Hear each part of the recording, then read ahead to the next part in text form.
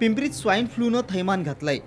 अशात यावर उपाय योजण्याचं सोडून महापालिकेचे पवन साळवे आणि अनिल रॉय हे दोन मुख्य वैद्यकीय अधिकारी एकमेकांमध्ये वाद घालत बसले। अनिल रॉय यांनी चुकीच्या पद्धतीनं डावलल्याचा आरोप पवन साळवेंनी केलाय। या दोघांमधलं शीतयुद्ध एवढं टोकाला गेलंय की स्वाईन फ्लू सारख्या गंभीर आजाराकडेही या दोन्ही अधिकाऱ्यांनी सपशेल दुर्लक्ष केलंय। शहरात एकूण 70 जणांना स्वाईन फ्लूची लागण झाली आहे, तर 7 जणांना प्राण गमवावे लागलेत। नगरपालिकेमध्ये महासभेमध्ये पिंपरी चिंचवड महानगरपालिकेच्या मुख्य वैद्यकीय अधिकारी पदासाठी वाद असलेलं चित्र दिसतंय। आम्ही जर त्याच्या बाबतीत आयुक्तांना विचारलं तर आयुक्तांनी सांगितलं की लवकरच स्वाईन फ्लूच्या संदर्भामध्ये आम्ही जाहिराती काढून लोकांना जागरूक करू, परंतु ज्याची जबाबदारी आहे ते दोन्ही मुख्य वैद्यकीय अधिकारी आपापसामध्ये भांडतायत।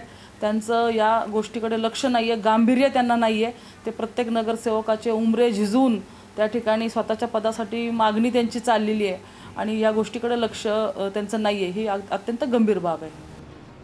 अनिल रॉय आणि पवन साळवे यांच्या वादामुळे नगरसेवक, सामान्य नागरिक त्रस्त आहेत। अशात आयुक्त मात्र दोघांच्या वादाचा शहराच्या आरोग्यावर परिणाम होणार नाही असा दावा करतायत।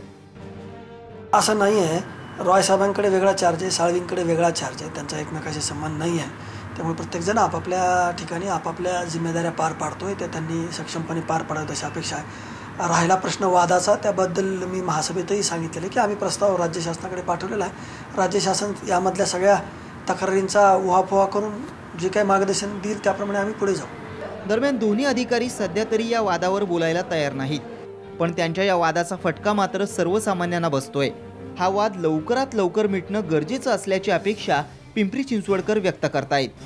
दिलीप कांबळे, साम टीव्ही, पिंपरी चिंचवड।